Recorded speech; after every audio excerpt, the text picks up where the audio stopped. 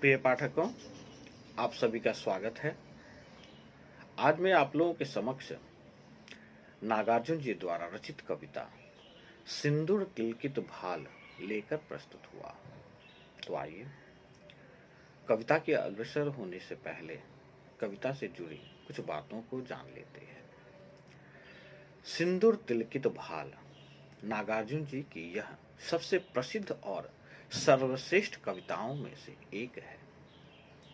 इस कविता के अनुसार नागार्जुन जी अपने घर परिवार से दूर दूसरे जगह पर रह रहे हैं और वहां खुद को अकेला पाकर अपनी पत्नी के तिलकित भाल को याद करता है और साथ ही नागार्जुन जी के सामने उसके गांव की प्रकृति और वहां का समूचा जनजीवन उसकी आंखों के सामने तैरने लगता है। इस तरह नागार्जुन जी की पत्नी नागार्जुन जी एवं गांव के समूची प्रकृति और भूभाग को जोड़ने वाली सतह बनती है तथा प्रकृति और भूभाग के प्रति नागार्जुन जी के लगाव को दृढ़ करने वाला यह दो तरफा क्रिया नागार्जुन जी के प्रेम व्यापार को अधिक ऊंचे और स्वस्थ स्तर पर व्यक्त करती है। नागार्जुन जी अपने घर से दूर खुद को निर्जन परिस्थिति में पड़ा हुआ अनुभव करता है। ऐसा नहीं कि नागार्जुन जी के आसपास लोग नहीं है, उनके चारों तरफ लोगों का समुदाय है, परंतु उन सब के साथ नागार्जुन जी का कोई भावात्मक और सामाजिक संबंध नहीं बन पाता है। वहां के लोग नागार्जुन जी को प्रवासी ही मानते हैं, अर्थात बाहर से आकर बसा हुआ। किसी भी देश के लोगों के साथ तालमेल का अभाव विभिन्न राष्ट्रों की अपनी सांस्कृतिक विभिन्नताओं और विशिष्टताओं की सूचना देता है। यहाँ के लोग अकेले के तीव्र भाव से व्यथित नागार्जुन जी को अपनी पत्नी का सिंदूर लगा हुआ मस्तक याद आता है, जो कि नागार्जुन जी के अकेलेपन के अनुभव को तोड़ती हुई उनको ढाढ़स देती है। इस कविता में नागार्जुन जी के पत्नी की स्मृति के साथ उरौनी गांव की, वहां के लोगों की और वहां के वस्तुओं की स्मृति भी जुड़ी हुई है। यह कविता 3 खंडों में रची गई है। पहले खंड में नागार्जुन जी अपने अकेलेपन के अनुभव के बारे में बताते हैं, जहां वो अपने प्रवासी होने की स्थिति को अस्वीकार करता है और कहता है कि मैं मनुष्य हूं, निर्जीव पत्थर नहीं हूं, जिसे भाग्य जहां चाहे उठाकर फेंक दे। दूसरे खंड में पत्नी जिस गांव में है, वहां का पूरा सामाजिक और प्राकृतिक वातावरण नागार्जुन जी के मानस पटल पर उभरता है। इस परिचित और प्रिय वातावरण के सम्मोहन से नागार्जुन जी आंतरिक शक्ति संचित करता है। तीसरे खंड में नागार्जुन जी अपने बचपन को याद करता है तथा उसका मन तरौनी के निवासियों के उपकार के प्रति कृतज्ञता से भर जाता है और इसलिए तत्काल विदेश में अपनी उपस्थिति के प्रति क्षोभ व्यक्त करते हुए मृत्यु की कल्पना करता है। इन तीनों खंडों के केंद्र में स्थित है नागार्जुन जी की पत्नी, जिसके सिंदूर तिलकित भाल की स्मृति से कभी स्वच्छंद चिंतन फूटता है। तो आगे बढ़ने से पहले आप लोगों से प्रार्थना है कि अब तक अगर आपने मेरे इस चैनल को सब्सक्राइब नहीं किया है तो कृपया लाइक एवं सब्सक्राइब करें, जिससे कि आने वाले दिनों में भी आप लोगों की सेवा करता रहूं। तो आइए कविता की ओर अग्रसर होते हैं। कविता में आए हुए कुछ कठिन शब्दों को मैंने यहाँ लाल रंग से दर्शाया है एवं उनके अर्थों को ठीक नीचे नीले रंग से दर्शाया हूं। तो आइए कविता के पाठन एवं व्याख्यान की ओर बढ़ते हैं। घोर निर्जन परिस्थिति ने दिया है डाल, याद आता तुम्हारा सिंदूर तिलकित भाल। कौन है वह व्यक्ति जिसको चाहिए न समाज, कौन है वह एक जिसको नहीं पड़ता दूसरे से काज। चाहिए किसको नहीं सहयोग, चाहिए किसको नहीं सहवास। कौन चाहेगा कि उसका शून्य में टकरार यह उच्छ्वास। हो गया हूं मैं नहीं पाषाण। तो आइए पंक्तियों के प्रसंग की ओर बढ़ते हैं। प्रस्तुत पंक्तियां प्रसिद्ध प्रगतिवादी एवं प्रयोगवादी कवि नागार्जुन जी द्वारा रचित कविता सिंदूर तिलकित भाल से ली गई है। इन पंक्तियों में कवि अपनी प्रियतमा को याद करता हुआ कह रहा है। तो आइए पंक्तियों की व्याख्या करते हैं। नागार्जुन जी यहाँ अपनी पत्नी को याद करते हुए कहते हैं कि मैं परिस्थितियों वश यहाँ बिल्कुल एकांत स्थान में आकर फंस गया हूं। मुझे सिंदूर के तिलक से सुशोभित तुम्हारे उस रूप की याद आ रही है। तुम्हारा सिंदूर तिलकित मस्तक बार बार मेरी आंखों के सामने घूम रहा है। नागार्जुन जी फिर कहते हैं कि एकांत स्थान में मुझे तुम्हारी याद आ रही है। यह सर्वथा स्वाभाविक भी है, क्योंकि मनुष्य एक सामाजिक प्राणी है जिसे समान धर्मी व्यक्तियों के साथ की लगाव होता है।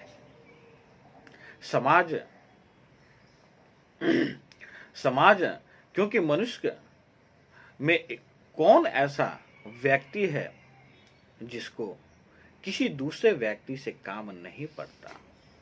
समाज में प्रत्येक व्यक्ति को किसी दूसरे व्यक्ति के सहारे की आवश्यकता जरूर पड़ती है।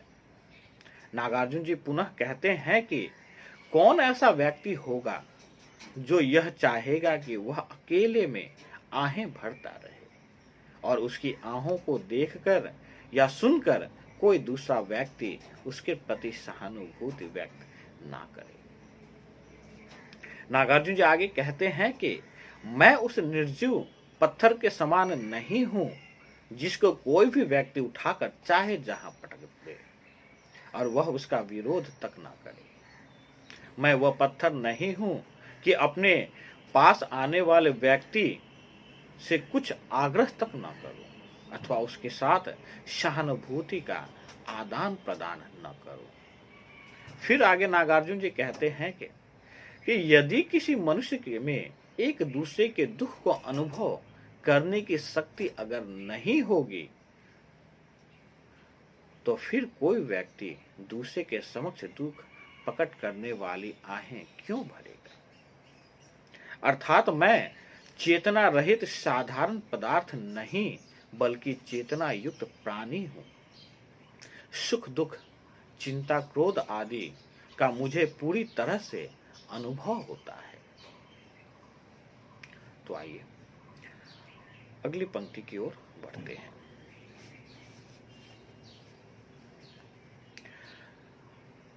जिसको डाल दे कोई कहीं भी करेगा वह कभी ना विरोध, करेगा उच्च नहीं अनुरोध, वेदना ही नहीं उसके पास, फिर उठेगा कहां से निश्वास। मैं न साधारण सचेतन जंतु, यहाँ हाँ ना किंतु और परंतु, यहाँ हर्ष विषाद चिंता क्रोध, यहाँ है सुख दुख का अवबोध, यहाँ है प्रत्यक्ष और अनुमान, यहाँ स्मृति विस्मृति के सभी के स्थान, तभी तो तुम याद आती प्राण, हो गया हूं मैं नहीं पाषाण। तो आइए पंक्तियों के प्रसंग की ओर बढ़ते हैं। प्रस्तुत पंक्तियों में नागार्जुन जी अपनी पत्नी के साथ साथ अपने जन्म स्थान तरौनी गांव को भी याद करते हैं। तो आइए पंक्तियों की व्याख्या करते हैं। प्रस्तुत पंक्ति में नागार्जुन जी अपनी दूरस्थ पत्नी के वियोग व्यथा को व्यक्त करते हुए कहते हैं कि मुझको अपने उन सगे संबंधियों की याद आ रही है जिनकी स्नेह से चितवन मुझे अमृत की तरह नवजीवन प्रदान करती है। उनकी याद सदैव सताती रहती है। नागार्जुन जी पुनः कहते हैं कि ऐसा थोड़ी ना होता है कि किसी को कहीं भी अपनों से दूर रख दिया जाए और वह उसका विरोध भी न करे। क्या कोई व्यक्ति अपने वेदना से मुक्त होने के लिए निवेदन भी नहीं कर सकता? अगर नहीं करता है तो वह व्यक्ति जीवित नहीं है, अर्थात उसकी सांसें नहीं चल रही है। मैं एक साधारण एवं सचेत मनुष्य हूं जिसे इस विविधता से भरे समाज में रहना है। इस समाज में किंतु परंतु के लिए कोई जगह नहीं है। इस समाज में हर्ष विषाद चिंता क्रोध एवं सुख दुख विद्यमान है। यहाँ इन सभी चीजों का प्रत्यक्ष और अनुमान है, अर्थात स्मृति विस्मृति से भरे हुए भावात्मक अनुभूति है। तभी तो तुम मुझे हमेशा याद आती हो और मैं तुम्हें याद भी क्यों ना करूं। तुम्ही से तो मेरे जीवन का डोर बंधी है। जीवित हूं अर्थात मैं अभी पाषाण या कहें तो पत्थर नहीं बना हूं।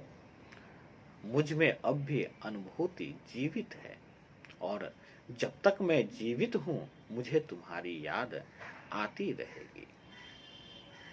तो आइए अगली पंक्ति की ओर बढ़ते हैं। याद आते स्वजन जिनके स्नेह से भीगी अमृतमय आंख, स्मृति विहंगम की कभी थकने न देगी पांख। याद आता मुझे अपना वह तरौनी ग्राम, याद आती लिचियां वे आम। याद आते मुझे मिथिला के रुचिर भूभाग, याद आते धान। याद आते कमल कुमुदिनी और तालम खान, याद आते सस्य श्यामल जनपदों के रूप गुण अनुसार ही रखे गए वे नाम। याद आते वेणुवन वे नीलिमा के निलय अति अभिराम। तो आइए पंक्तियों की प्रश्न की ओर बढ़ते हैं। प्रस्तुत पंक्तियों में नागार्जुन जी अपनी पत्नी एवं गांव के वातावरण को याद करते हुए यहाँ कह रहे हैं।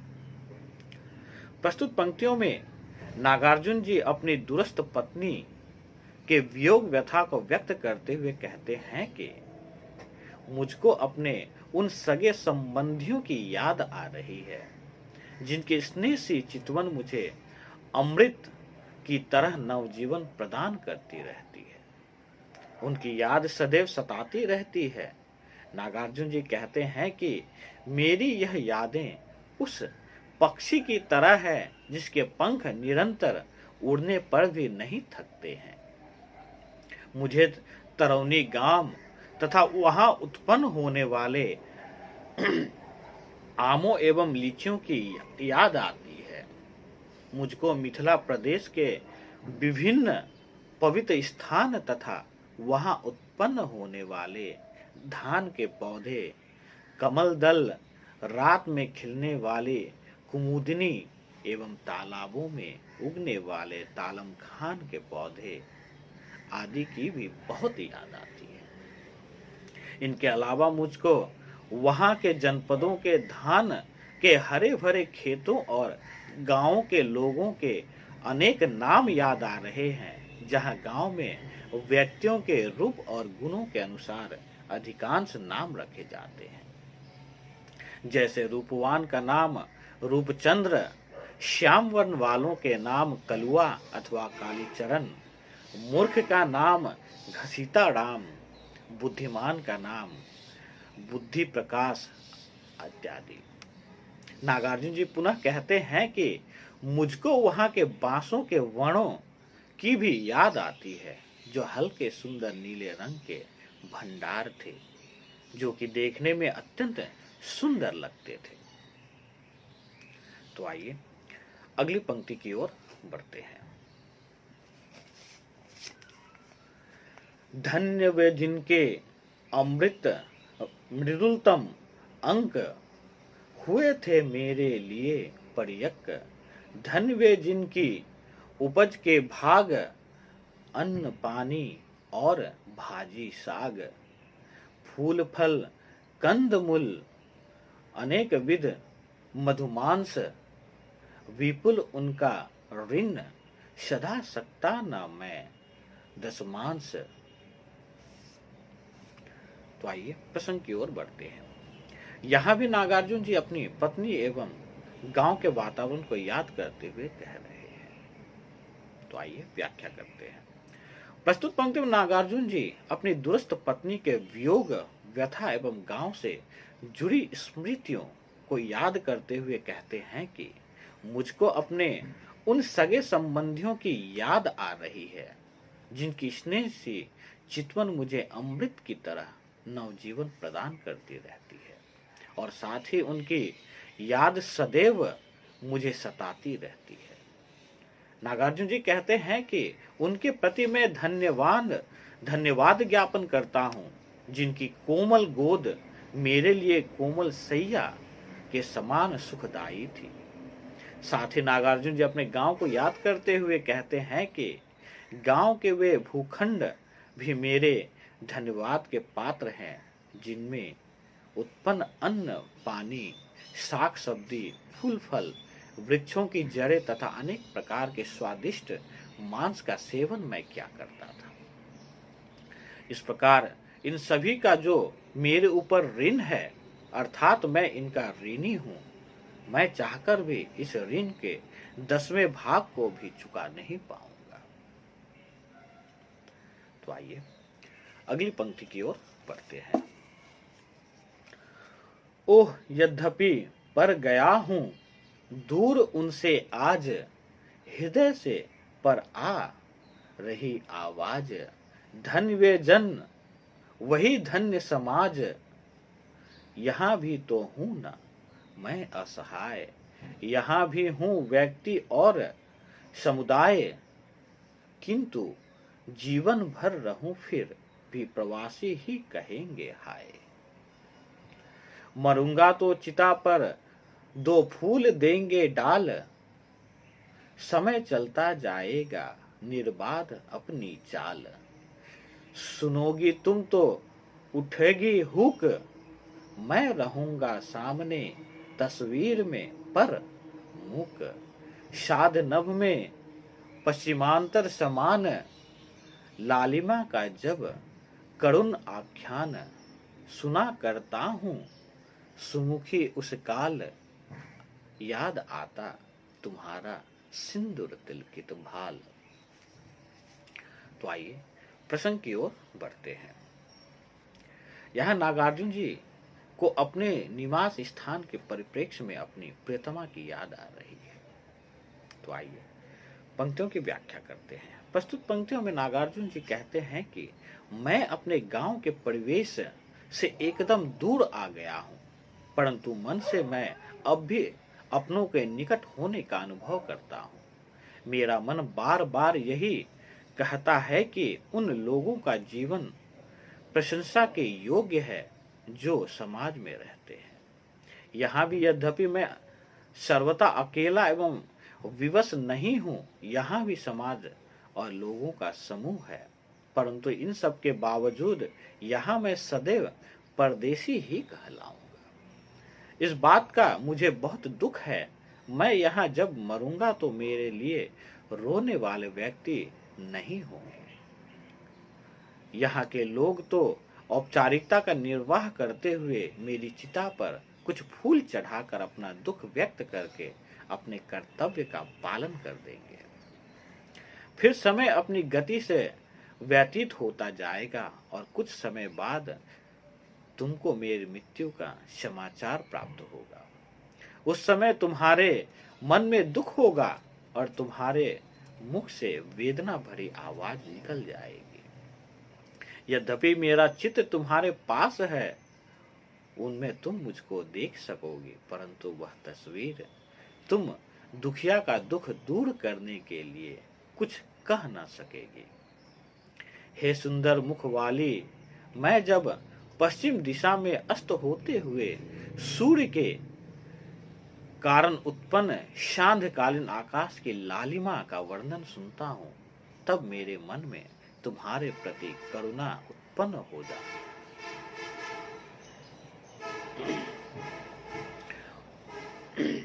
करुणा उत्पन्न हो जाती है। उस समय तुम्हारा वह मस्तक मुझे याद आता है, जो सिंदूर तिलक लगे होने के कारण संध्याकालीन आकाश के समान लालिमा युक्त बनी रहती है। कहने का तात्पर्य यह है कि सूर्यास्त होने पर आकाश की लालिमा का वर्णन मुझे यह सोचने को विवश कर देता है कि तुम्हारे सिंदूर तिलकित भाल की लालिमा मेरे अस्त होने का सूचक बन जाएगा। अभी तो वह सूर्योदय की लालिमा से मंडित पूर्व दिशा इतनी सुशोभित हो रही है। इस प्रकार इस कविता में अंततः मैं यही कहूंगा कि नागार्जुन जी की कला विशेषता यह है कि वह कला को सजा सवार कर पेश करने की जगह भावों की उदारता और विचारों की स्वस्थता पर अधिक बल देते हैं और पाठकों में एक स्वस्थ संस्कार उत्पन्न करते हैं। परंतु कविता में हम नागार्जुन जी के इन सभी गुणों को देख सकते हैं। इस प्रकार मैं आशा करता हूं कि आज का व्याख्यान आप लोगों के लिए सार्थक सिद्ध हो एवं आप लोगों से गुजारिश है कि कृपया मेरे इस चैनल को आप लोग लाइक एवं सब्सक्राइब करें। आज के लिए इतना ही। धन्यवाद।